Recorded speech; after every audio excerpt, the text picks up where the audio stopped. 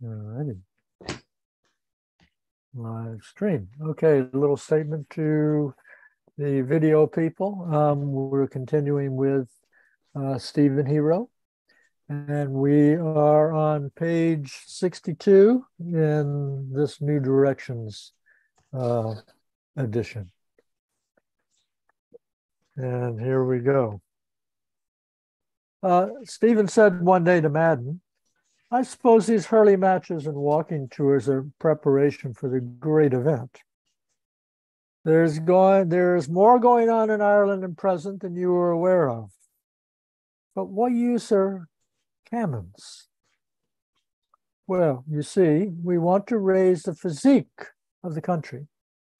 Stephen meditated for a moment, and then he said, it seems to me that the English government is very good to you in this matter. How is that, may I ask? Well, the English government will take you every summer in batches to different militia camps, train you to the use of modern weapons, drill you, feed you, and pay you, and then send you home again when the maneuvers are over. Well, wouldn't it be better for your young men than hurley practice in the park? Do you mean to say you want young Gaelic leaguers to wear the red coat and take an oath to the Queen and take her shilling too? Well, look at your friend Hughes. What about him? Well, one of these days he'll be a barrister, a QC, perhaps a judge. And yet he sneers at the parliamentary party because they take an oath of allegiance. Next, please. Law is law all the world over. There must be someone to administer it, particularly here, where the people have no friends in court. Bullets are bullets too. I do not quite follow the distinction you make between administering English law and administering English bullets. There's the same oath of allegiance for both professions. Anyhow, it is better for a man to follow a line of life which civilization regards as humane. Better be a barrister than a redcoat.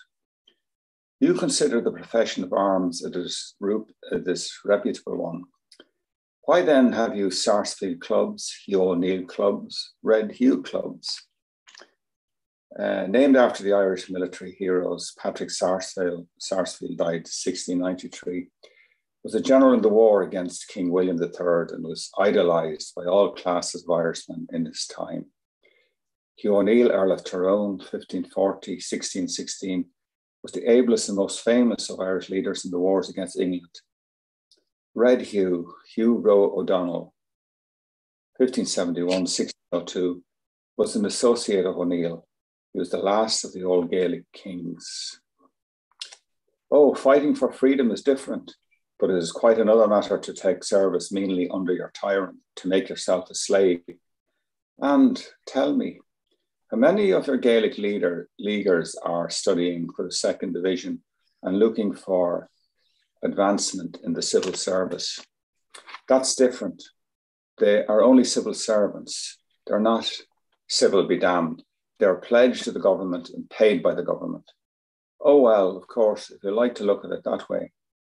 And how many relatives of the Gaelic leaguers are in the police and the constabulary? Even I know nearly 10 of your friends who are sons of police inspectors. It is unfair to accuse a man because his father was so-and-so. A son and a father often have different ideas. But Irishmen are fond of boasting that they are true to the traditions they receive in youth. How faithful all you fellows are to Mother Church. Why would you not be as faithful to the tradition of the helmet as to that of the tonsure? Mm-hmm. We remain true to the church because it is our national church, the church our people have suffered for and would suffer for again. The police are different. We look upon them as aliens, traitors, oppressors of the people. The old peasant down the country doesn't seem to be of your opinion. When he counts over his greasy notes and says, I'll put the priest on Tom and I'll put the policeman on Mickey. I suppose you heard that sentence in some stage Irishman play. It's a libel on our countrymen. Next. No. It is Irish peasant wisdom. He balances the priest against the policeman, and a very nice balance it is, for they are both of a good girth. Compensative system. No West Briton could speak worse of his countrymen. You are simply giving vent to old stale libels, the drunken Irishman, the baboon-faced Irishman that we see in Punch. What I say, I see about me. The publicans and the pawnbrokers who live on the miseries of the people spend part of the money they make in sending their sons and daughters into religion to pray for them.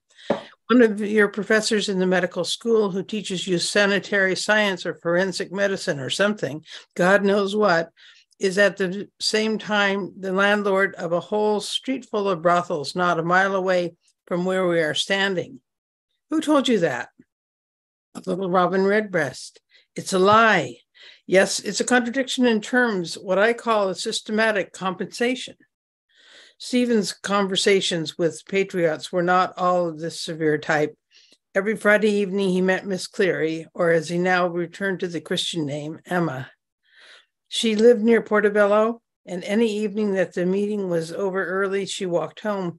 She often delayed a long time chatting with a low-sized young priest, Father Moran, who had a neat head of curly black hair and expressive black eyes. This young priest was a pianist and sang sentimental songs and was for many reasons a great favorite with the ladies.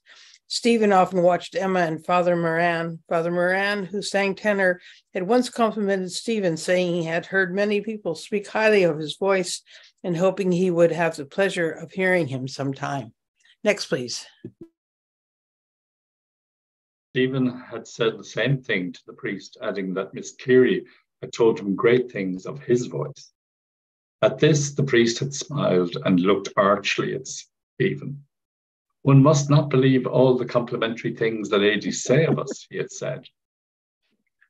The ladies are a little given to, what shall I say, fibbing, I am afraid. And here the priest had bit his lower rosy lip with two little white even teeth and smiled with his expressive eyes, and altogether looked such a pleasant, tender-hearted vulgarian that Stephen felt inclined to slap him on the back admiringly.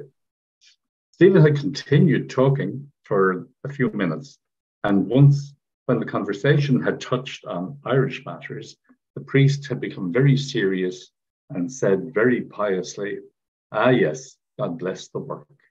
Father Moran was no lover of the old droning chants, he told Stephen. Of course, he said, it is very grand music, severe style of music. But he held the opinion that the church must not be made too gloomy, and he said with a charming smile that the spirit of the church was not gloomy. He said that one could not expect the people to take kindly to severe music, and that the people needed more human religious music than the Gregorian, and ended by advising Stephen to learn The Holy City by Adams. There is a song now, beautiful, full of lovely melody and yet religious. It has the religious sentiment, a touching melody, power, soul, in fact. Stephen, watching this young priest and Emma together, usually worked himself into a state of unsettled rage. It was not so much that he suffered personally as that the spectacle seemed to him typical of Irish ineffectualness. Often he felt his fingers itch. Father Moran's eyes were so clear and tender-looking. Emma stood to his gaze in such a poise of bold, careless pride of the flesh that Stephen longed to precipitate the two into each other's arms and shut the room, even though he knew the pain this impersonal generosity would cause himself. Emma allowed him to see her home several times, but she did not seem to have reserved herself for him.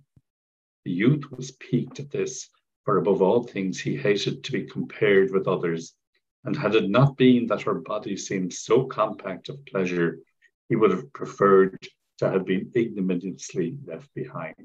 Next, please. Her loud, forced manners shocked him at first, until his mind had thoroughly mastered the stupidity of hers. She criticized the Miss Daniels very sharply, assuming, much to Stephen's discomfort, an identical temper in him.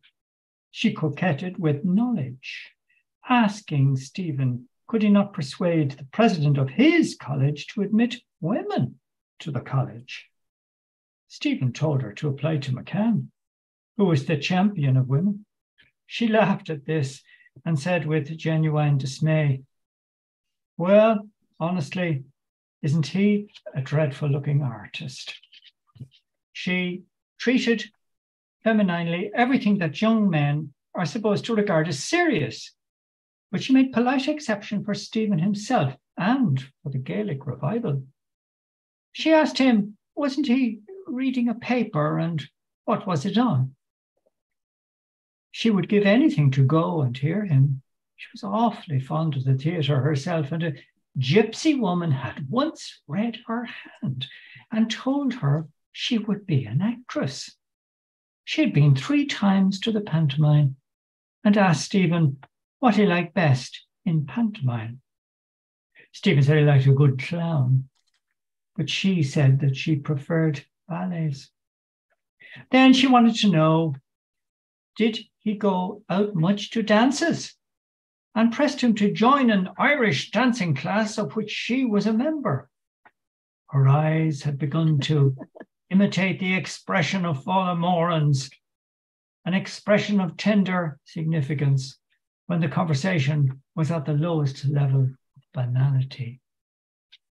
Often, as he walked beside her, Stephen wondered how she had employed her time since he had last seen her, and he congratulated himself that he had caught an impression of her when she was at her finest moment. In his heart, he deplored the change in her, for he would have liked nothing so well as an adventure with her now.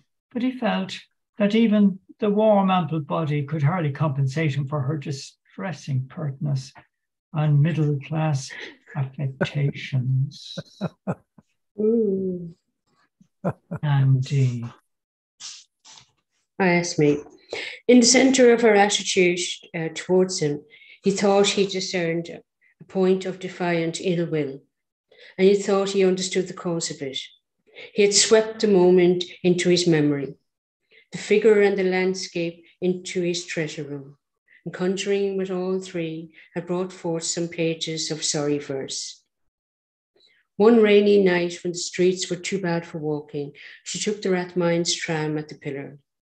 And as she held down her hand to him from the step, thanking him for his kindness and wishing him good night, that episode of their childhood seemed to magicize the minds of both at the same instant. The change of circumstances had reverted their positions, giving her the upper hand. He took her hand carelessly, caressing one after another, the 3 lines on the back of her kid glove, and numbering her knuckles, caressing also his own past towards what this inconsistent hater of antiquity, inheritance, was always lenient. They smiled at each other, and again in the centre of her ambliness he discerned a centre point of ill will, and he suspected that by her code of honour she was obliged to insist on the forbearance of the male and to despise him for forbearing. Lois?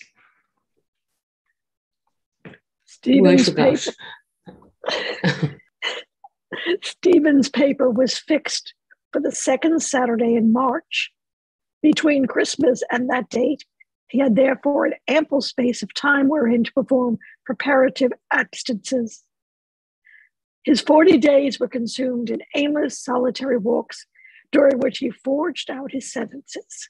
In this manner, he had his whole essay in his mind from the first word to the last, before he had put any morsel of it on paper. In thinking or constructing the form of the essay, he found himself much hampered by the sitting posture. His body disturbed him, and he adopted the expedient of appeasing it by gentle promenading. Sometimes during his walks, he lost the train of his thought, and wherever the void of his mind seemed irreclaimable, he forced order upon it by ejaculatory favors. His morning walks were critical His evening walks imaginative, and whatever he seemed plausible in the evening was always rigorously examined in the light of day. These wanderings in the desert were reported from different points, and Mr. Daedalus once asked his son what the hell had brought him out to Dolphin's Bard. Stephen said that he had been gone part of the way home with a fellow from the college, whereupon Mr. Daedalus remarked that the fellow from the cottage should have gone all the way into the county meet to live as his hand was in. Any acquaintances that were encountered during these walks were never allowed to intrude on the young man's meditations by commonplace conversation, a fact which they seemed to recognize in advance by a deferent salute. Stephen was therefore very much surprised one evening as he was walking past the Christian Brothers School in North Richmond Street to find his arm seized from behind and to hear a voice say somewhat blatantly, "Hello, Daedalus, old man, is that you?" Stephen turned round and saw a tall young man with many eruptions on his face, dressed completely in heavy black. He stared for a few moments, trying to recall the face. "Don't you remember me? I knew you at once." "Oh, yes, now I do," said Stephen, "but you've changed." "Think so?" "I wouldn't know you. Are you in mourning?" Wells laughed. "By Jove, that's a good one. Evidently, you don't know your church when you see it." "What? You don't mean to stay?" "Fact, old man, I'm in Clonmel at present and down in Balbriggan today on leave. The boss is very bad. Poor old chap. Next." Oh, indeed. You're over in the green now, Boland told me. Do you know him?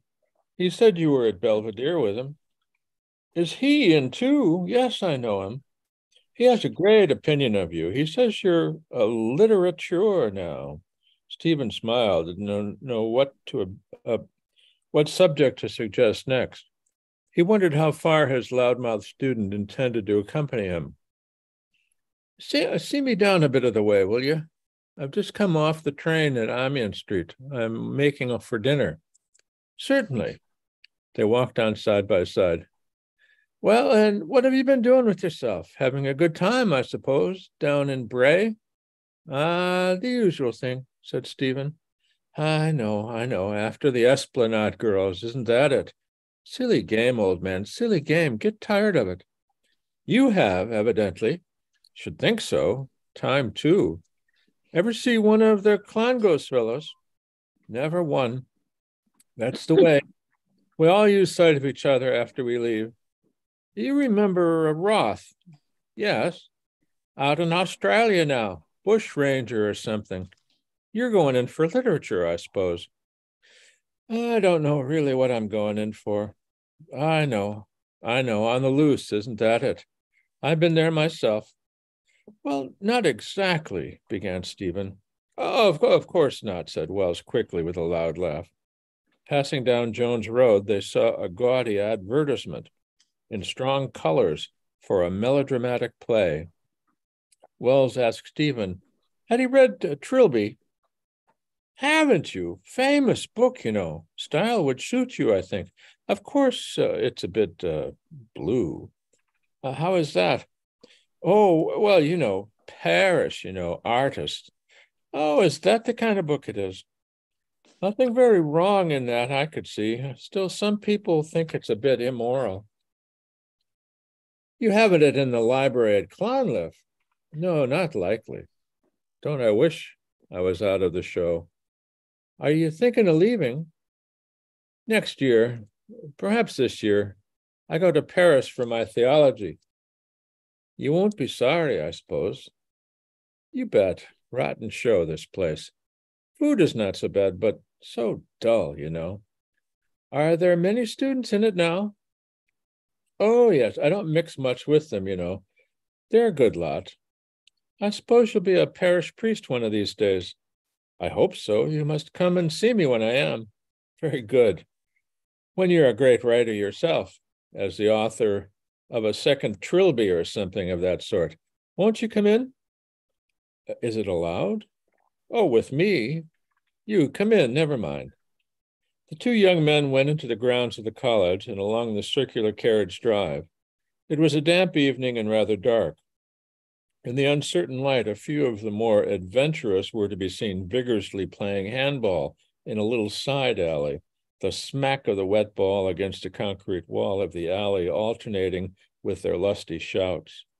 For the most part, the students were walking in little groups through the ground, some with their berettas pushed far back to the nape of their necks, and others holding their soutanes up as women do with their skirts when they cross a muddy street.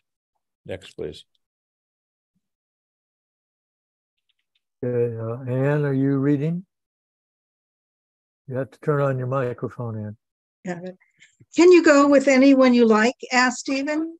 Companions are not allowed. You must join the first group you meet. Why didn't you go to the Jesuit order? Not likely, my boy. 16 years of novitiate and no chance of ever settling down. Here today, there tomorrow. As Stephen looked at the big square block of masonry looming before them through the faint daylight, he re-entered again in thought in the seminarist life which he had led for so many years, to the understanding of the narrow activities of which he could now in a moment bring the spirit of an acute, sympathetic alien. He recognized at once the martial mind of the Irish Church in the style of this ecclesiastical barracks. He looked in vain at the faces and figures which passed him for a token of moral elevation. All were cowed with being humble, modish, without being simple-mannered. Some of the students saluted Wells, but got scanty thanks for their courtesy. Wells wished Stephen to go gather that he despised his fellow students and that it was not his fault if they regarded him as an important person. At the foot of the stone steps, he turned to Stephen. I must go in to see the dean for a minute. I'm afraid it's too late for me to show you around the show this evening. Oh, not at all. Another time. Well, will you wait for me? Stroll along there towards the chapel. I won't be a minute. Next. He nodded at Stephen for a temporary farewell and sprang up the steps. Wells. Stephen wandered on towards the chapel meditatively, kicking a white flat stone along the gray pebbly path. He was not likely to be deceived by Wells' words into an acceptance of that young man as a quite vicious person.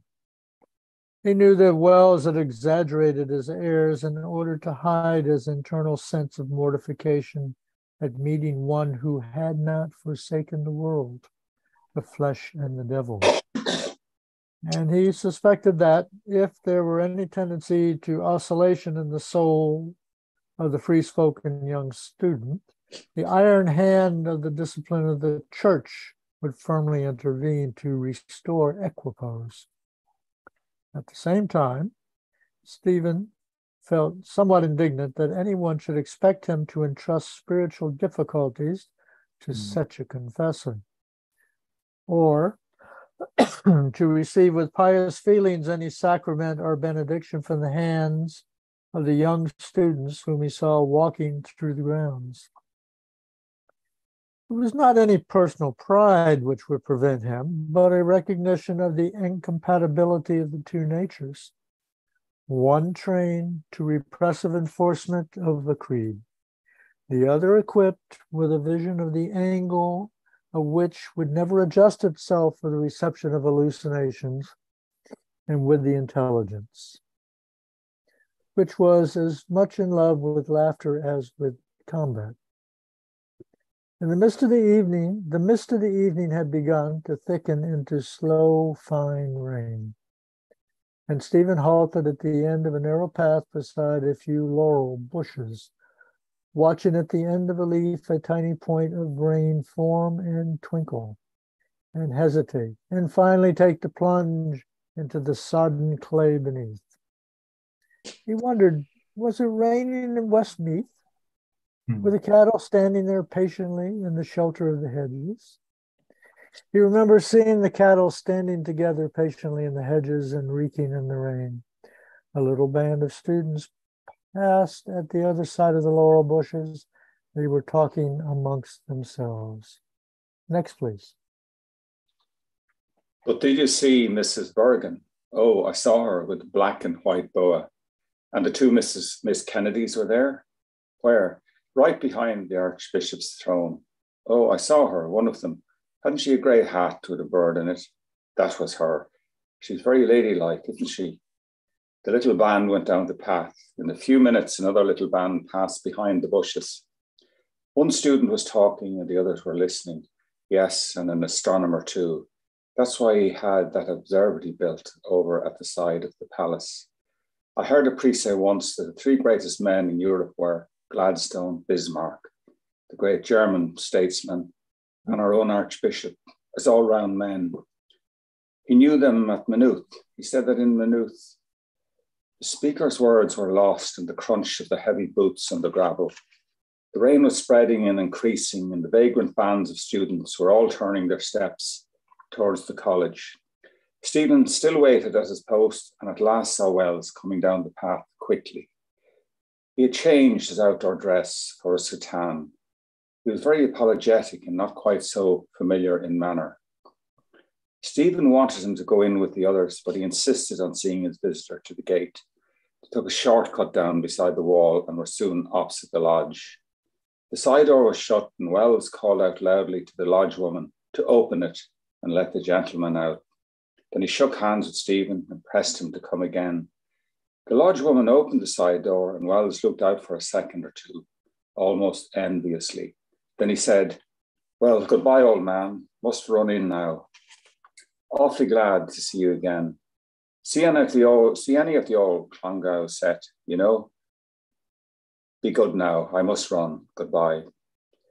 As he tucked up his soutane high and ran awkwardly up the drive, he looked a strange, almost criminal fugitive in the dreary dusk. Stephen's eyes followed the running figure for a moment, and as he passed through the door into the lamplit street, he smiled at his own impulse of pity. In the manuscript end of second episode of 5 is written in red crayon here, an afterthought. The MS originally had no break or chapter division at this point. Next. 19. He smiled because it seemed to him so unexpected a ripeness in himself, this pity, or rather this impulse of pity, for he had no more than entertained it. But it was the actual achievement of his essay which had allowed him so mature a pleasure as a sensation of pity for another. Stephen had a thoroughgoing manner in many things. His essay was not in the least the exhibition of polite accomplishments. It was on the contrary very seriously intended to define his own position for himself. He could not persuade himself that if he wrote round about his subject with facility or treated it from any standpoint of impression, good would come of it. On the other hand, he was persuaded that no one served the generation into which he had been born so well as he who offered it, whether in his art or in his life, the gift of certitude. The program of the Patriots filled him with very reasonable doubts. Its articles could obtain no intellectual assent from him. He knew, moreover, that concordance with it would mean for him a submission of everything else in its interests, and that he would thus be obliged to corrupt the springs of speculation at their very source. He refused, therefore, to set out for any task if he had first to prejudice his success by oaths to his patria, and this refusal resulted in a theory of art which was at once severe and liberal. His aesthetic was in the main applied to Aquinas, and he set it forth plainly with a naive air of discovering novelties. This he did partly to satisfy his own taste for enigmatic roles, and partly from a germane predisposition in favor of all but the premises of scholasticism. Next, please. He proclaimed at the outset that art was the human disposition of intelligible or sensible matter for an aesthetic end, and he announced further that all such human dispositions must fall into the division of 3 distinct natural kinds: lyrical, epical and dramatic. Lyrical art, he said, is the art whereby the artist sets forth his image in immediate relation to himself. Epical art is the art whereby the artist sets forth his image in immediate relation to himself and to others. And dramatic art is the art whereby the artist sets forth his image in immediate relation to others. The various forms of art, such as music, sculpture, literature, do not offer this division with the same clearness, and he concluded from this that those forms of art which offered the division most clearly, were to be called the most excellent forms. And he was not greatly perturbed because he could not decide for himself whether a portrait was a work of epical art or not, or whether it was possible for an architect to be a lyrical, epical, or dramatic poet at will. Having by this simple process established the literary form of art as the most excellent, he proceeded to examine it in favor of his theory, or as he rendered it, to establish the relations which must subsist between the literary image, the work of art itself, and that energy which had imagined and fashioned it, that center of conscious reacting particular life, the artist. The artist, he imagined, standing in the position of mediator between the world of his experience and the world of his dreams, a mediator consequently gifted with twin faculties, a selective faculty and a reproductive faculty. To equate these faculties was the secret of artistic success. The artist who could disentangle the subtle soul of the image from its mesh of defining circumstances most exactly, and re-embody it in artistic circumstances chosen as the most exact for it in its new office. He was the supreme artist. Next, please. This perfect coincidence of the two artistic faculties Stephen called poetry, and he imagined the domain of an art to be cone-shaped.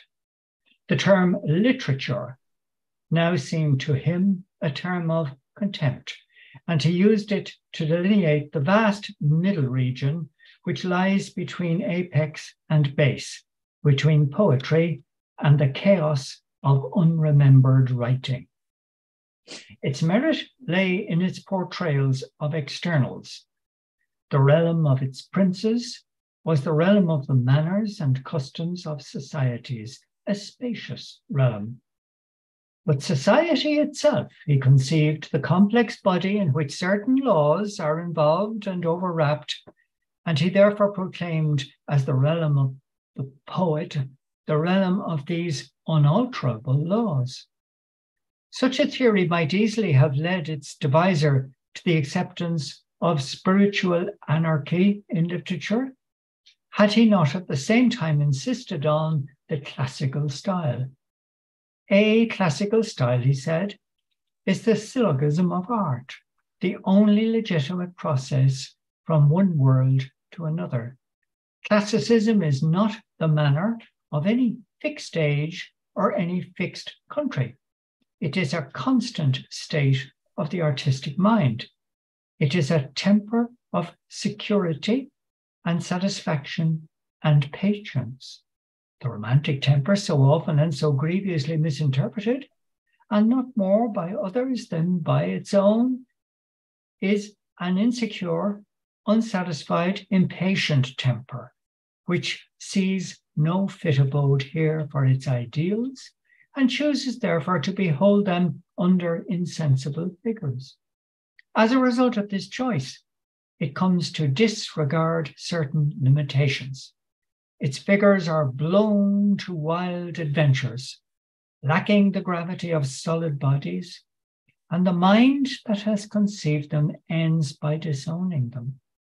The classical temper, on the other hand, ever mindful of limitations, chooses rather to bend upon these present things, and so to work upon them and fashion them, that the quick intelligence may go beyond them to their meaning, which is still unuttered. In this method, the sane and joyful spirit issues forth and achieves imperishable perfection, nature assisting with her goodwill and thanks. For so long as this place in nature is given us, it is right that art should do no violence to the gift. Next, please. Between these two conflicting schools, the city of the arts had become marvelously unpeaceful. Too many spectators, the dispute had seen a dispute about names, a battle in which the position of the standards could never be foretold for a minute. Add to this internecine warfare, the classical school fighting the materialism that must attend it, the romantic school struggling to preserve coherence. And behold, from what ungentle manners criticism is bound to recognize the emergence of all achievement. The critic is he who is able, by means of the signs which the artist affords, to approach the temper which has made the work and to see what is done therein and what it signifies. For him, a song by Shakespeare, which seems so free and living, as remote from any conscious purpose as rain that falls in a garden, or as the lights of the evening, discovers itself as the rhythmic speech of an emotion otherwise incommunicable, or at least not so fitly. But to approach the temper which has made art is an act of reverence before the performance of which many conventions must be first put off for certainty that inmost region will never yield its secret to one who is immersed with profanities. Chief among these profanities, Stephen set the intrigue principle that the end of art is to instruct and to amuse.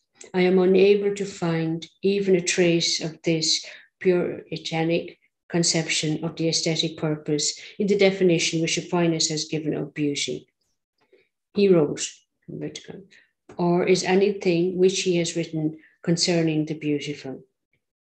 The qualification he expects for beauty are in fact of so abstract and common a character that it is quite impossible for even the most violent partisan to use the antiquarian theory with the object of attacking any work of art that we possess from the hand of any artist whatsoever. This recognition of the beautiful in virtue of the most abstract relations afforded by an object to which the term could be applied, so far from giving any support to a commandment of noli tangere, was itself no more than a just sequence from the taking off of all interdictions from the artist. Next, please. The limits of decency suggest themselves somewhat too readily to the modern speculator, and their effect is to encourage the profane mind to very futile jurisdiction. For it cannot be urged too strongly on the public mind that the tradition of art is with the artists, and that even if they do not make it their invariable practice to outrage these limits of decency, the public mind has no right to conclude therefrom that they do not arrogate for themselves an entire liberty to do so if they choose. It is as absurd, wrote the fiery-hearted revolutionary, for a criticism itself established upon homilies to prohibit the elective courses of the artist in his revelation of the beautiful, as it would be for the police magistrate to prohibit the sum of any two sides of a triangle from being together greater than the third side.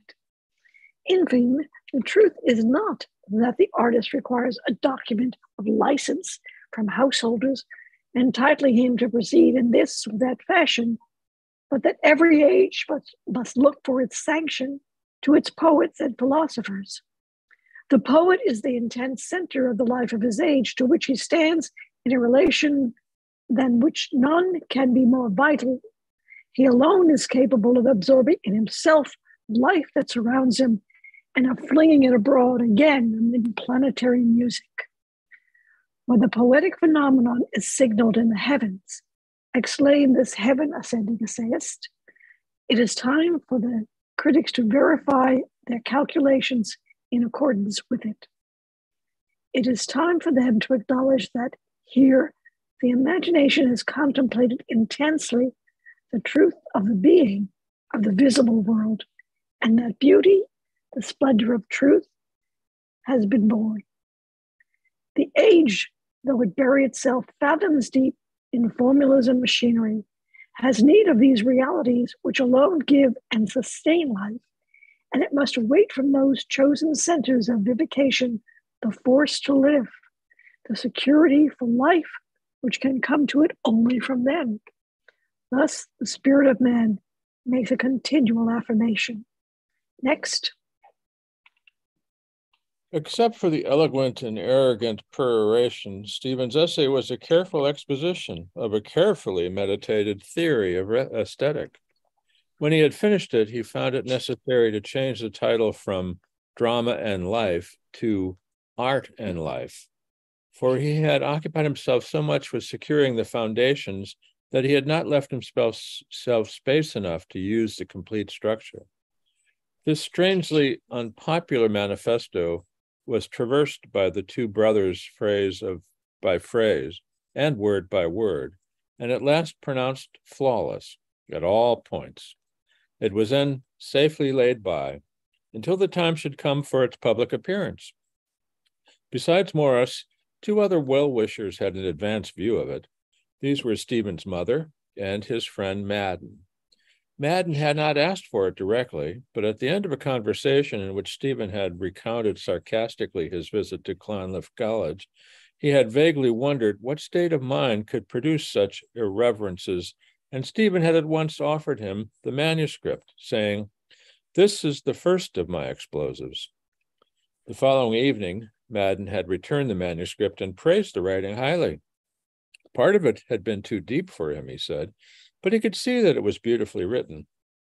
You know, Stevie, he said, Madden had a brother, Stephen, and he sometimes used this familiar term. You always told me I was a country buchel, and I can't understand you mystical fellows. Mystical, said Stephen. About the planets and the stars, you know. Some of the fellows in the league belong to the mystical set here. They'd understand quick enough. But there's nothing mystical in it, I tell you. I've written it carefully.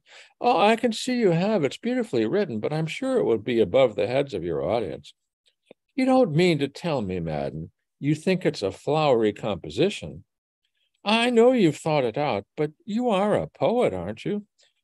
I have written verse, if that's what you mean. Do you know Hughes is a poet too? Hughes? Yes. He writes for our paper, you know. Would you like to see some of his poetry? Why, could you show me any? It so happens I have one in my pocket. There's one in this week's Sword, too. Here it is. Read it. Stephen took the paper and read a piece of verse entitled Monaira Tu, My Shame Art Thou. There were 4 stanzas in the piece, and each stanza ended with the Irish phrase Monaira Tu. The last word, of course, rhyming to an English word in the corresponding line. The piece began, What? Shall the rippling tongue of gales give way before the Saxon slang? And in lines full of excited patriotism proceeded to pour scorn upon the Irishman who would not learn the ancient language of his native land. Stephen did not remark anything in the lines except the frequency of such contracted forms as e'en, ne'er, and throw, instead of even, never, and through. And he handed back the paper to Madden without offering any comment on the verse. I suppose you don't like that because it's too Irish, but you'll like this, I suppose, because it's that mystical, idealistical kind of writing you poets indulge in. Only you mustn't say I let you see. Oh, no. Madden took from his inside pocket a sheet of foolscap folded in 4, on which was inscribed a piece of verse consisting of 4 stanzas of 8 lines each, entitled My Ideal. Each stanza began with the words, Art thou real? The poem told of the poet's troubles in a vale of woe and of the heart-throbs which these troubles caused him. It told of weary nights and anxious days and of an unquenchable desire for an excellence beyond that which earth can give.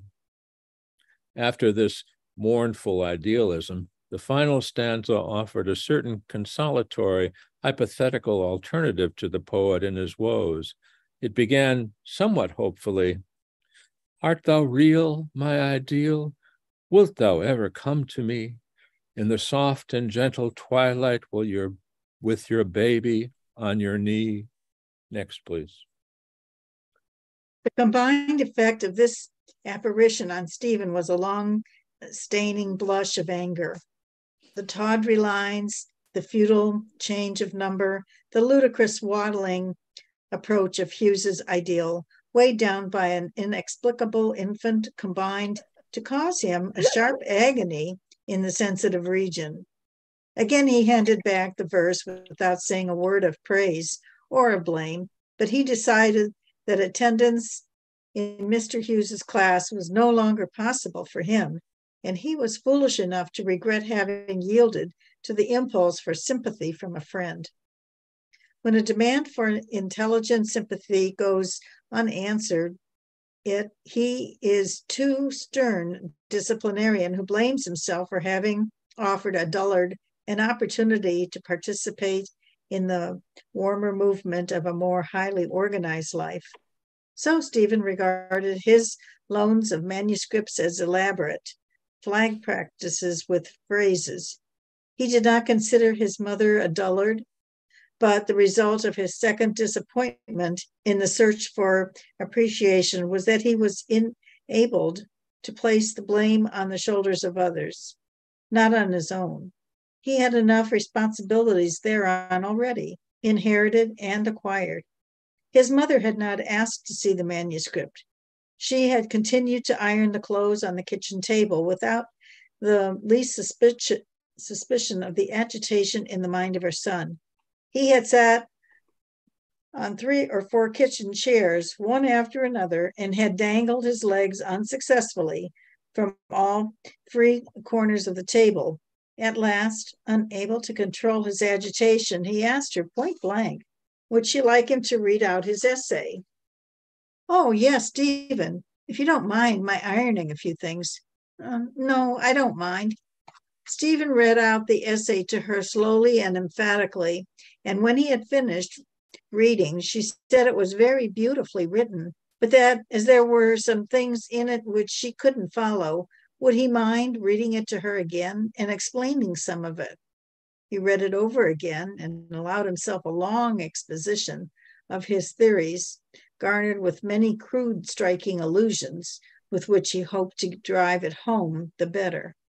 His mother, who had never suspected probably that beauty could be anything more than a convention of the drawing room or a natural antecedent to marriage and married life, was surprised to see the extraordinary honor which her son conferred upon it.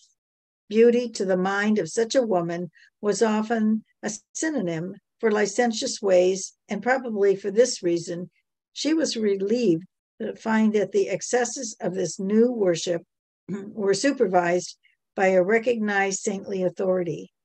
However, as the essayist's recent habits were not very reassuring, she decided to combine a discreet motherly solicitude with an interest, which, without being open to the accusation of facetiousness, was at first intended as a compliment.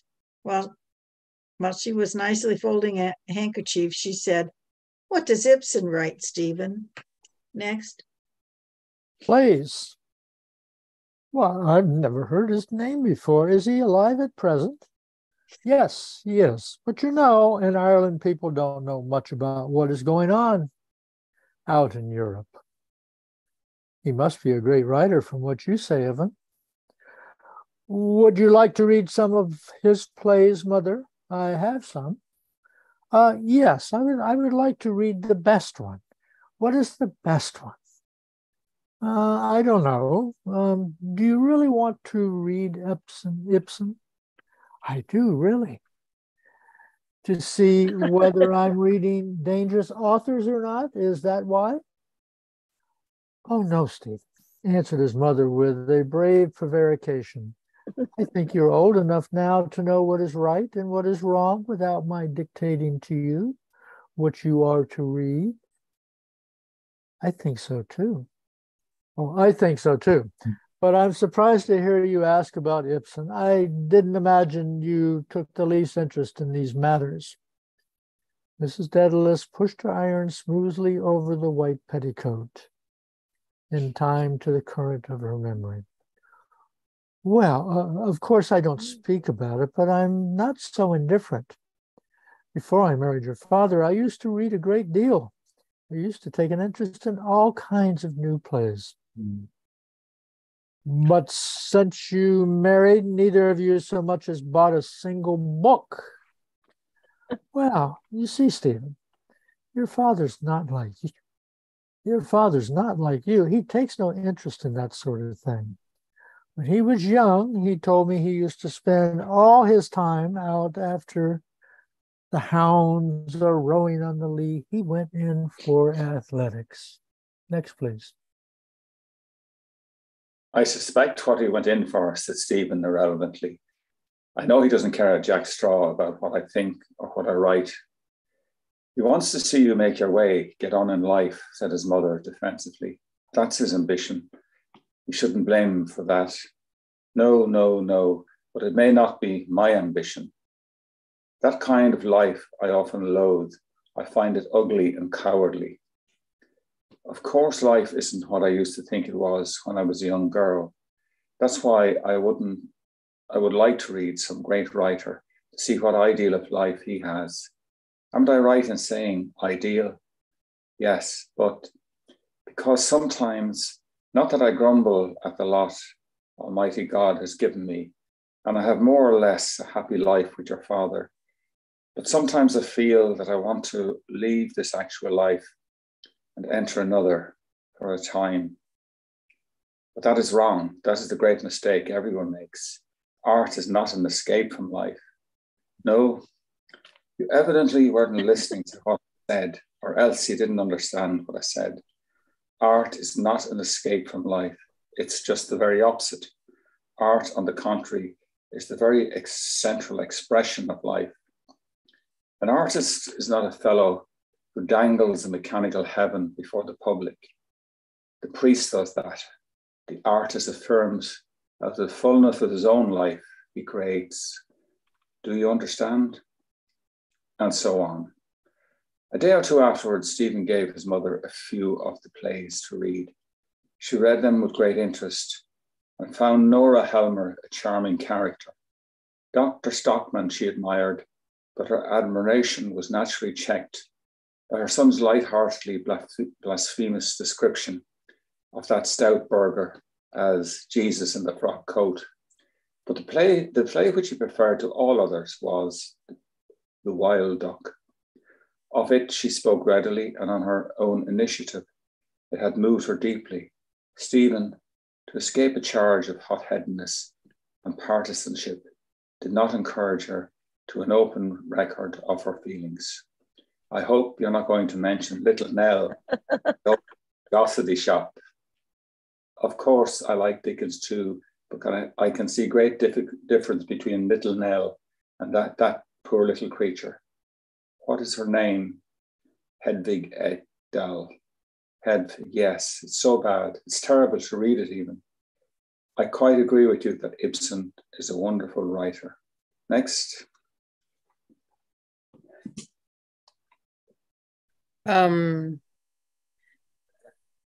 Really? I've lost it for a minute. Okay, so page 86. Right, I'm right at the bottom of the page there. Okay, go up. What's the last line? Sentences. Really. Really. Start with really. Oh, really? Okay, thank you. Really, yes, really. His plays have impressed me very much. Do you think he is immoral? Of course, you know, Stephen, he treats of subjects of which I know very little myself, subjects which you think should never be talked about. Well, that was the old people's idea, but I don't know if it was right. I don't know if it is good for people to be entirely ignorant. Then why not treat them openly? I think it might do harm to some people, uneducated, unbalanced people. People's natures are so different. You perhaps, oh, never mind me. Do you think these plays are unfit for people to read? No, I think they're magnificent plays indeed. And not immoral? I think that Ibsen has an extraordinary knowledge of human nature, and I think that human nature is a very extraordinary thing sometimes. Stephen had to be contented with this well-worn generality, as he recognized in it a genuine sentiment. His mother, in fact, had so far evangelized herself that she undertook the duties of missioner to the heathen. That is to say, she offered some of the plays to her husband to read. He listened to her praises with a somewhat startled air, observing no feature of her face, his eyeglass screwed to an astonished eye and his mouth poised in naive surprise. He was always interested in novelties, childishly interested and receptive, and this new name and the phenomenon it had produced in his house were novelties for him. He made no attempt to discredit his wife's novel development, but he resented both that she should have achieved it unaided by him and that she should be able thereby to act intermediary between him and his son. Next, please. He condemned as inopportune, but not discredited his son's wayward researches into strange literature. And though a similar taste was not discoverable in him, he was prepared to commit that most pious of heroisms, namely the extension of one's sympathies late in life in deference to the advocacy of a junior. Following the custom of certain old-fashioned people who can never understand why their patronage or judgments should put men of letters into a rage, he chose his play from the title. A metaphor is a vice that attracts the dull mind by reason of its aptness and repels the too serious mind by reason of its falsity and danger, so that, after all, there is something to be said, nothing voluminous perhaps, but at least a word of concession for that class of society which in literature, as in everything else, goes always with its 4 feet on the ground. Mr. Dedalus, anyhow, suspected that a doll's house would be a triviality in the manner of little Lord Fauntleroy, and as he had never been even unofficially a member of that international society which collects and examines psychical phenomena, he decided that ghosts would probably be some uninteresting story about a haunted house. He chose The League of Youth, in which he hoped to find the reminiscences of like-minded roisterers, and after reading through 2 acts of provincial intrigue, abandoned the enterprise as tedious. He had promised himself, arguing from the alienated attitudes and half-deferential half-words of pressmen at the mention of the name, a certain extravagance, perhaps an anomalous turidity of the North, and though the name beneath Ibsen's photograph never failed to reawaken his sense of wonder, the upright line of the B running so strangely beside the initial letter as to suspend the mind amid incertitudes for some oblivious instance. Final impression made upon him by the figure to which the name was affixed. A figure which he associated with a solicitor's or a stockbroker's office in Dame Street was an impression of relief mixed with disappointment, the relief for his son's sake prevailing dutifully over his own slight but real disappointment, so that from neither of Stephen's parents did respectability get full allegiance. Please. A week before the date fixed for the reading of the paper, Stephen consigned a small packet covered with neat characters into the auditor's hands. McCann smacked his lips and put the manuscript into the inside pocket of his coat. "I'll read this tonight, and I'll see you here at the same hour tomorrow. I think I know all that's in it beforehand." The next afternoon, McCann reported, "Well, I've read your paper." "Well, brilliantly written. Bit strong, it seems to me. However, I gave it to the president this morning to read." "What for?" "All the papers must be submitted to him first, for approval, you know." "Do you mean to say," said Stephen scornfully, "that the president must approve my paper before I can read it to your society?" "Yes, he's the censor." "What a valuable society. Why not?" "It's only child's play, man. You remind me of children in the nursery. Can't be helped. We must take what we can get. Why not put up the shutters at once?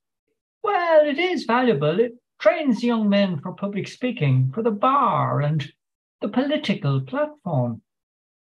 Mr. Daniel could say as much. For his charades, I dare say he could. So this censor of yours is inspecting my essay? Well, he's liberally minded. Aye. Next, please. While the two young men were holding this conversation on the steps of the Liberty, Whelan, the college orator, came up to them. This suave, rotund young man, who was the secretary of the society, was reading for the bar. His eyes regarded Stephen now with mild, envious horror, and he forgot all his baggage from Attica. Your essay is taboo, Daedalus. Who said so? Now, calling back to the college orator, the words offering him the grapes and never eat or muscatel grapes appear in pencil in the manuscript margin here, to be inserted after orator. Joyce evidently forgot to alter the text to fit them.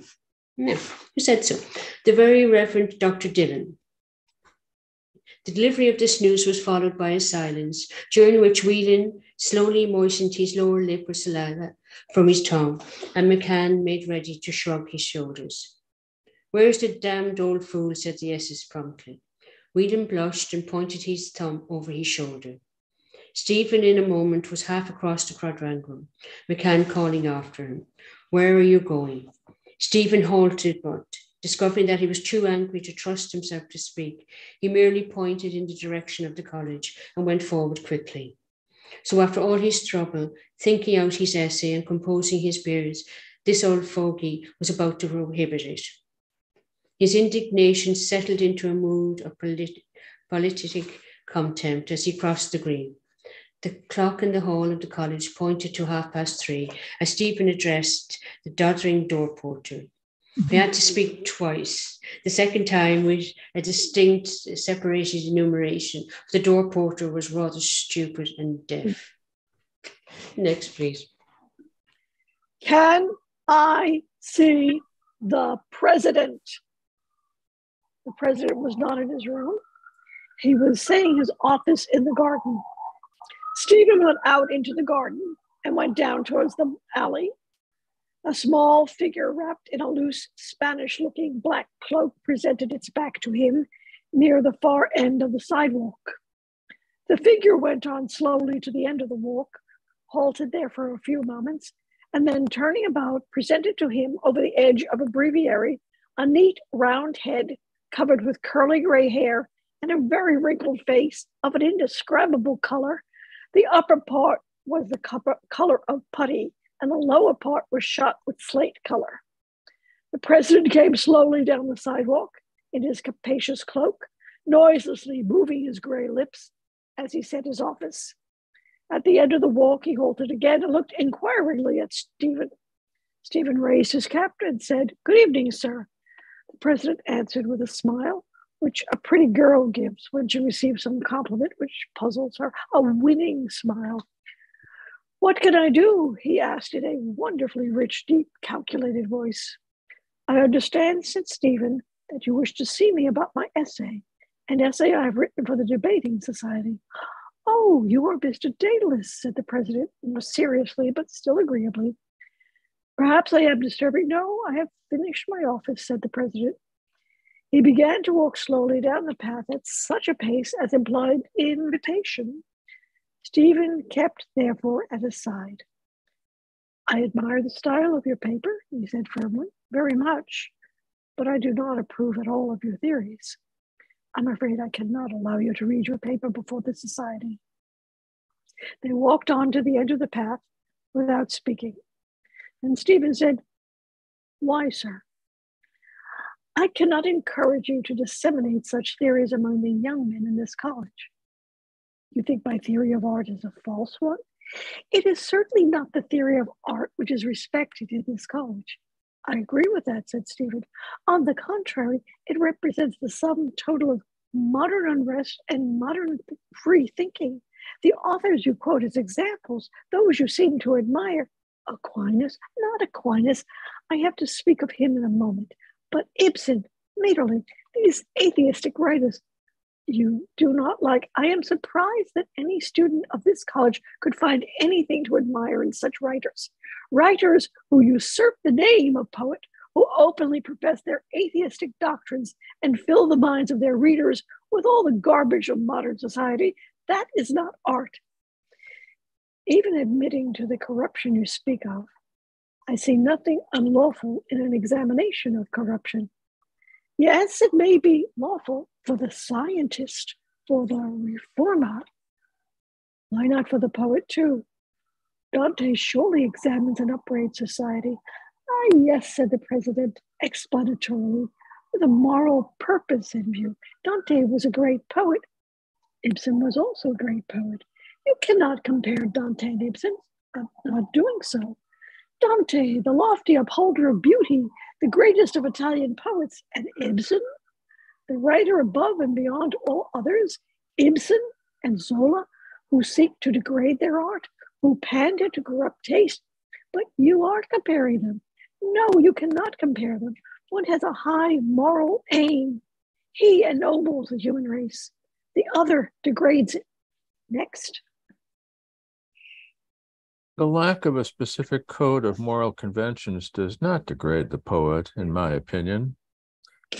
If he were to examine even the basest things, said the president, with a suggestion of tolerance in store, it would be different if he were to examine and then show men the way to purify themselves. That is for the Salvationists, said Stephen. Do you mean? I mean that Ibsen's account of modern society is as genuinely ironical as Newman's account of English Protestant morality and belief. That may be, said the president, appeased by the conjunction, and as free from any missionary intention. The president was silent. It is a question of temper.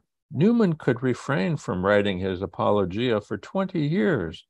But when he came out on him, said the president, with a chuckle and an expressive incompletion of the phrase, poor Kingsley, it is all a question of temper, one's attitude toward society, whether one is poet or critic. Oh, yes, Ibsen has the temper of an archangel. It may be, but I have always believed that he was a fierce realist, like Zola, with some kind of a new doctrine to preach. You were mistaken, sir. This is the general opinion, a mistaken one. I understand he had some doctrine or other, a social doctrine, free living, and an artistic doctrine, unbridled license, so much so that the public will not tolerate his plays on the stage, and that you cannot name him even in mixed society. Where have you seen this? Oh, everywhere, in the papers. This is a serious argument, said Stephen reprovingly. The president, far from resenting this hearty statement, seemed to bow to its justice. No one could have a poorer opinion of the half-educated journalism of the present day than he had, and he certainly would not allow a newspaper to dictate criticism to him.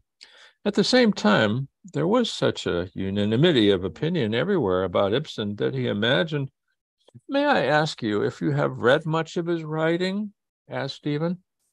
Well, no, I must say May I ask you if you have read even a single line?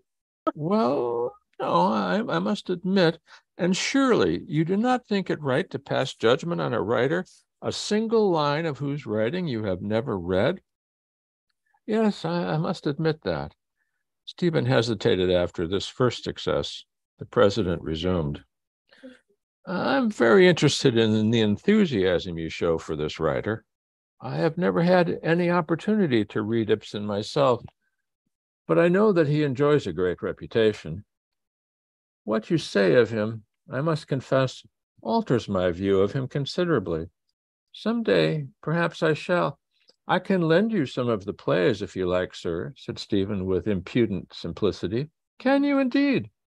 Both paused for an instant. Then, you will see that he is a great poet and a great artist, said Stephen. I shall be very interested, said the president, with an amiable intention to read some of his work for myself. I certainly shall. Stephen had an impulse to say, "Excuse me for 5 minutes while I send a telegram to Christiana." But he resisted this impulse. During the interview, he had an occasion more than once to put severe shackles on this importunate devil within him, whose appetite was on edge for the farcical. The president was beginning to exhibit the liberal side of his character, but with priestly cautiousness. "Yes, I shall be most interested. Your opinions are somewhat strange. Do you intend to publish this essay?" "Publish it? I should not care for anyone to identify the ideas in your essay with the teachings of our college. We received this college in trust."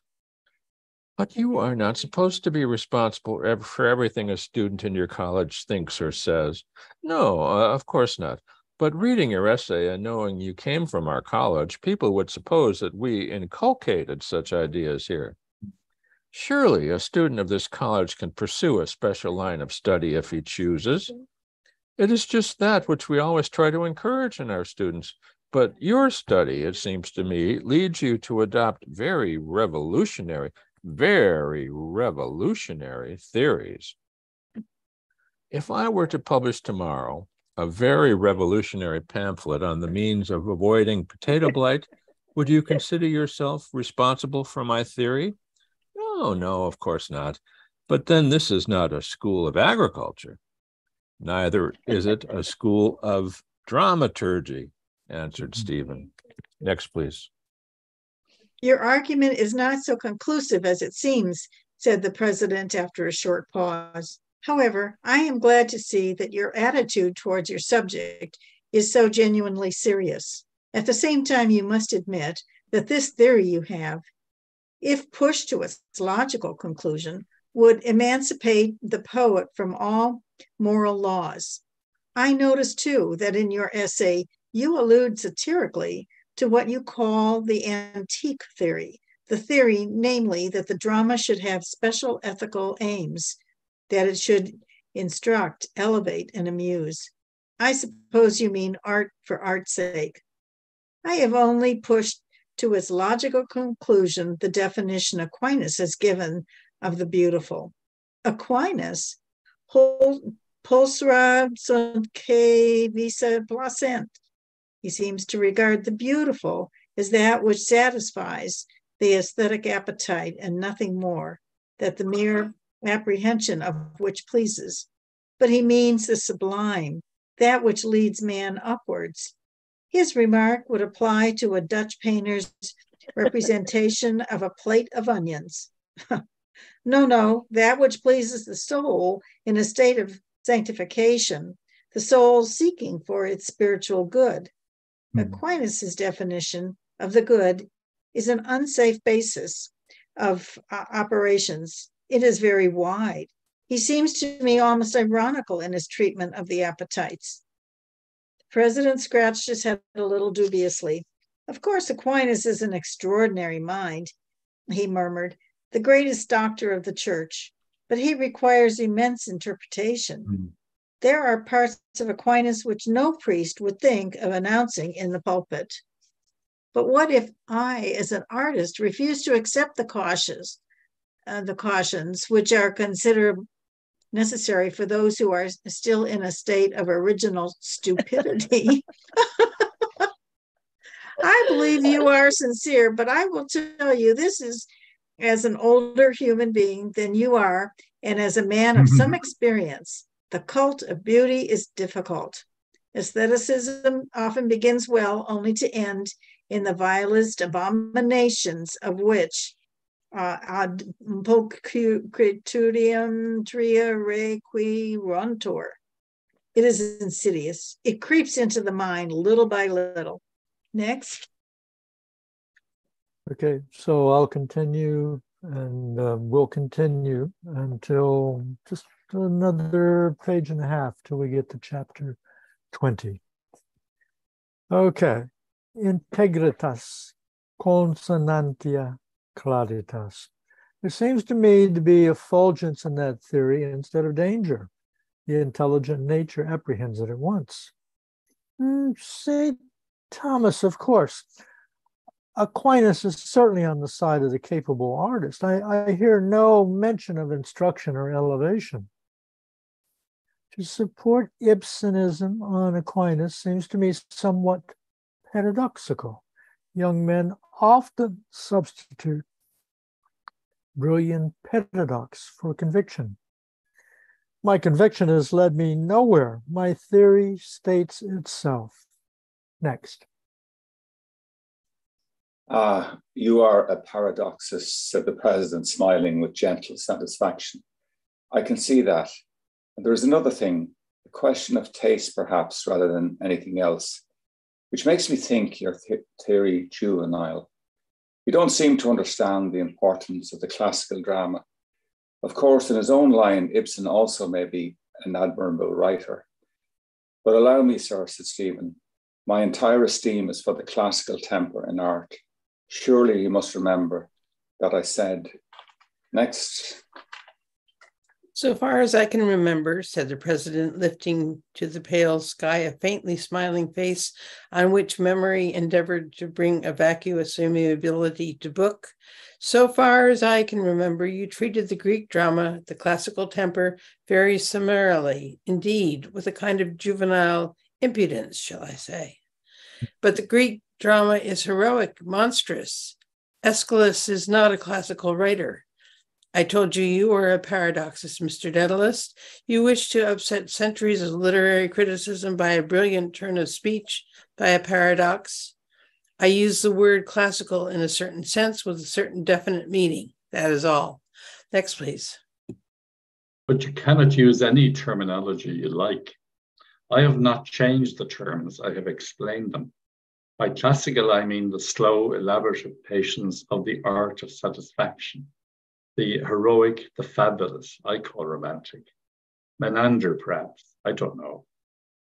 All the world recognizes Aeschylus as a supreme classical dramatist.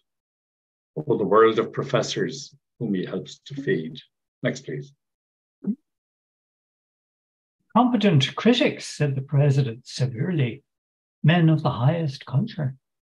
And even the public themselves can appreciate him. I have read, I think, in a newspaper, I think it was, that Irving, the great actor Henry Irving, produced one of his plays in London, and that the London public flocked to see it. From curiosity. The London public would flock to see anything new or strange. If Irving were to give an imitation of a hard-boiled egg, they would flock to see it. The president received this absurdity with unflinching gravity, and when he had come to the end of the path, he halted for a few seconds before leading the way to the house. Next, please. I do not predict much success for your advocacy in this country, he said generally. Our people have their faith and they are happy. They are faithful to their church and the church is sufficient for them. Even for the fraying world, those modern pessimistic writers are a little too much. Next, please. With his scornful mind scampering from Clonliffe College to Mullingar, Stephen strove to make himself ready for some definite compact. The president had carefully brought the interview into the region of chattiness. Yes, we are happy. Even the English people have begun to see the folly of these morbid tragedies, these wretched, unhappy, unhealthy tragedies. I read the other day that some playwright had to change the last act of his play because it ended in catastrophe, some sordid murder or suicide or death. Next. Why not make death a capital offense, said Stephen. People are very timorous. It would be so much simpler to take the bull by the horns and have done with it. When they reached the hall of the college, the president stood at the foot of the staircase before going up to his room. Stephen waited silently. Begin to look at the bright side of things, Mr. Daedalus. Art should be healthy, first of all. The president gathered in his soutane for the ascent with a slow, hermaphroditic gesture. I must say you have defended your theory very well indeed. I do not agree with it, of course, but I can see you have thought it all out carefully beforehand. You have thought it out carefully. Next. Yes, I have. It is very interesting, a little paradoxical at times and a little juvenile, but I have been very interested in it. I am sure, too, that when your studies have brought you further afield, you will be able to amend it so as to fit in more like recognized facts. I'm sure you will be able to apply it better then, when your mind has undergone a course of regular training and you have a larger, wider sense of comparison. Oh my God. Wow. Yeah.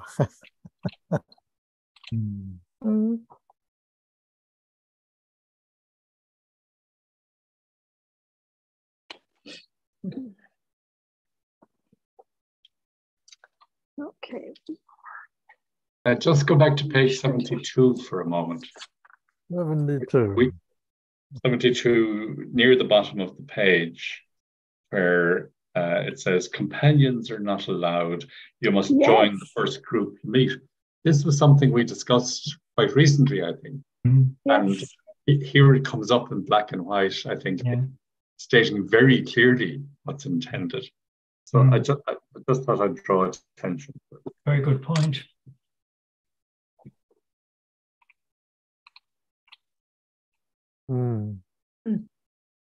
I just like where he says Stephen had an impulse to say, excuse me for 5 minutes, but I send a telegram to Christy. He's so humorous, like even when the argument's going on, he's all this humor lurking in the background. And the images that he gives of his mother and his father reading Ibsen. I think the interlude with his mother is fabulous, the way he kind of teases it out, you know, especially coming after his kind of detailed exposition of his theory of art. And then he follows this with the conversation in the kitchen between himself and his mother. It's fabulous the way he did that, yeah. And then he even brings his father into it as well to complete the picture, you know. Yeah.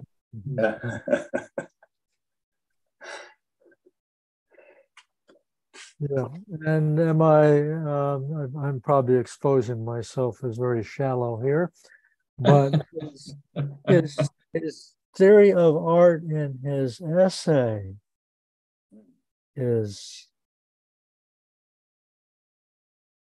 you know, compared to the dialogues, when he's actually defending his essay, I find the essay to be almost a parody of scholarship. You know, and maybe it's because I'm unable to follow it in that manner. But, you know, it was very heavy, and it was like, God, I'll be glad when this part is over. Or maybe some brilliant person will explain to me why it's actually brilliant. But that's what I was wondering. If somebody could make a précis of it.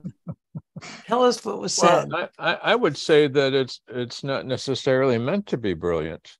It's meant to be an accurate record of Joyce, the young man, and his enthusiasms. I mean, the fact that he did write it and he did present it and he did believe in it wholeheartedly does not mean that the elder Joyce, the later Joyce, thought that it was good or even well written. I'm sure he had many criticisms of it later, but I mean, it is interesting. I mean, he's writing this, most of it in a lot of this he's writing in Trieste when he and Nora were living there in what would have been 1905, 1906. So he's still a very young man when he's writing Stephen Hero. And Stephen Hero is, I don't think, although it's wonderful to read, and I'm glad that we have it, I don't think he could have made his reputation as an author on this book. I mean, it was not it needs an editor. It needs, and Joyce obviously transformed it into Portrait of an Artist as a Young Man in a brilliant way. I mean, that's so much more polished and finished a book.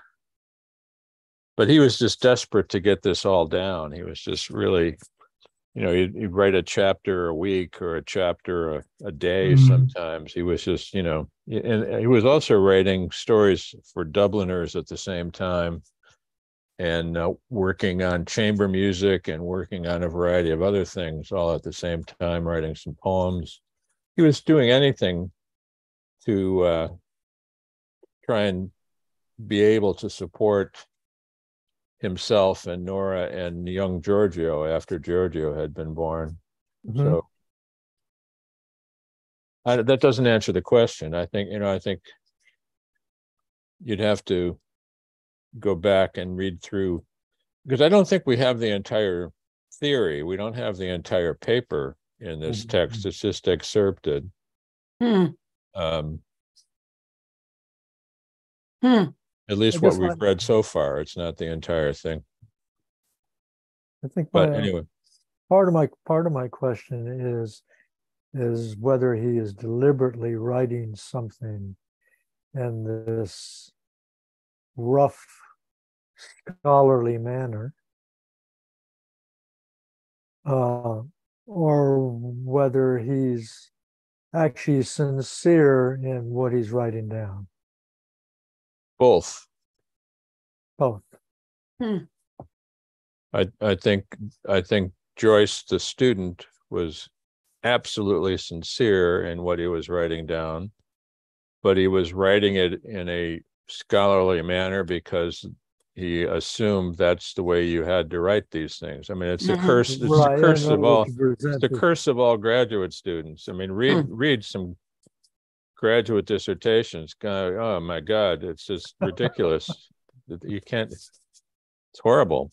But one assumes that this is how one must write them. We're reading this against the backdrop of what comes after. And I think we're agreed that this is very much a youthful, probably not fully formed mind, probably writing about theories that are not fully formed either. And I take your point, Bill, about the dissertations. They can be Trojan, they're awful. But, clearly Joyce was working towards something which he eventually found. And I think we have to allow that when we're reading Stephen Hero. What I like is, though, I mean, from my personal point of view as a reader, is as I struggle through to get through these particular pages, and then we go into some dialogue like McCann or with his mother, and then the difference in my personal feeling towards these is like, I think that, for example, the dialogue with his mother is incredibly good. And opens his mother up, yes, she's a simple housewife with too many children and all that. But then her reaction later on, if she's read a few things from Ibsen, and, you see a lively mind there. You see someone, if she had more of an opportunity, would really have gone even further. Whereas his father is like a bad joke. But I also think even the way he describes his mother as ironing while she's doing all this, and the piece of and the clothes that she's ironing, he's incredible at description as well as everything else, Joyce, and he makes everything feel so ordinary while he's describing it. But she has work to do. He has time to write this stuff. He's got to get on with it. Right. But it is terrific dialogue. I was going to say, like, the whole thing with the president of the college, it's so painful to read, really, the undertone of he just wasn't going to have respectful reading of his paper. The president hadn't even read Ibsen or read any contemporary work, just categorically rejects it. It seems so frustrating to not have a justification on the president's side for, you know, an acceptable justification, and then a respect for Stephen's efforts to articulate his thinking. Yeah. Right. It's like the president. Sorry, O'Donnell, go ahead. I was just going to say it's another example of Joyce's courage. Yeah. I mean, it's like when he's pandied and he goes to see Father Conmee to complain. I mean, the effrontery of this young man to actually hunt down the president of the college as he's reading his office in the garden. I mean, it's amazing. And I expect that the president of the college was tipped off as well by one of the teachers to say, look, you don't have to read this rubbish. Just stand. The president seems to hang all his opinions on one word, and that is that Ibsen is an atheist. Yes. There's therefore nothing further to discuss. You know? I mean, that from memory would be the sort of attitude I would have got. You know, if you tried to do anything that was involving an atheist, you could forget about it. Oh, and it's very clear. I mean, that Joyce's intent is to raise the level of awareness and discussion of modern literature among the average Irishman. And the president comes right out and says, they have their faith. They don't need anything else. They have their... That's it in a nutshell. Grand Inquisitor. You know, I felt there was such a difference between his mother's reaction and, of course, the censor or the president. She asks him to read it again. She wants to see if she can understand it better. And she asks him for plays of Ibsen, whereas the president or the censor, Stephen, says, would you like to read some? So it's a real difference in this woman who's ironing clothes who thinks this might be something I should learn. And the president or censor saying, I don't want to know anything about this. Yeah. Well, the president didn't read it in the first place. I mean, no, but that's another example of the average Irish person. If you can see Mrs. Dedalus May as being an example of a typical Irish woman, beset with 13 children and a drunkard for a husband, and having to move but still having an interesting mind. But the president doesn't think so. They think, no, all they need is their belief in the church, and that they're happy, you know. That's right. Yeah. Absolutely. His mother is wonderfully patient, isn't she? I don't think she wants confrontation with them either, and is prepared to engage with them. Yeah, she's gently diffusing it. It's really wonderful. So it's such a beautifully written piece, that moment, and especially I can't remember exactly how he puts it, but it's something about the rhythm of the ironing. I mean, that just says so much with so little. It just says so much.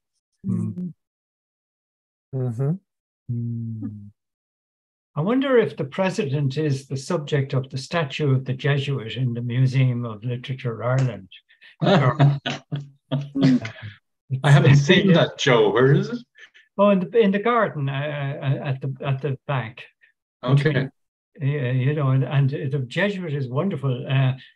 If the president had been wearing a hat, you know, large, broad-brimmed circular hat, it would definitely be him, because he's giving that look, and he's got his breviary open, and people stand beside him. Only last week I stood beside the statue and had a photograph of myself doing the same as the president back to him.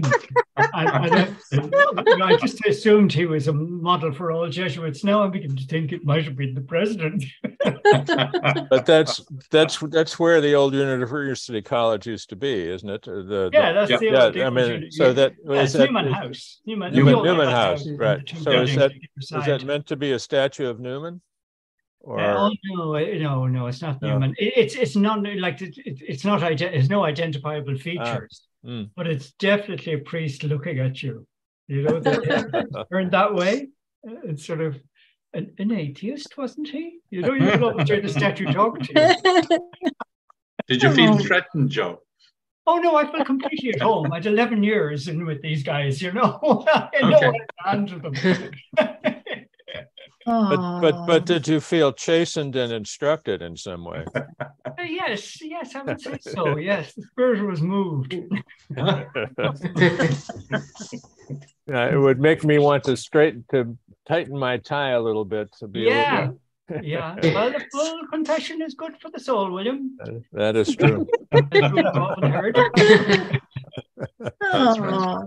What Ibsen do you want? Yes.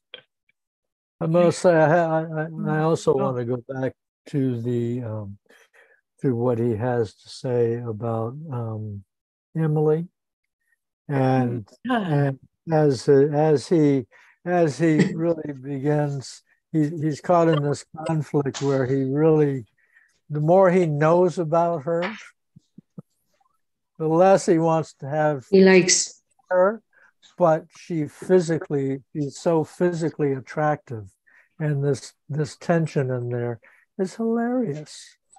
It really, and I really love the way it just kind of eases into that.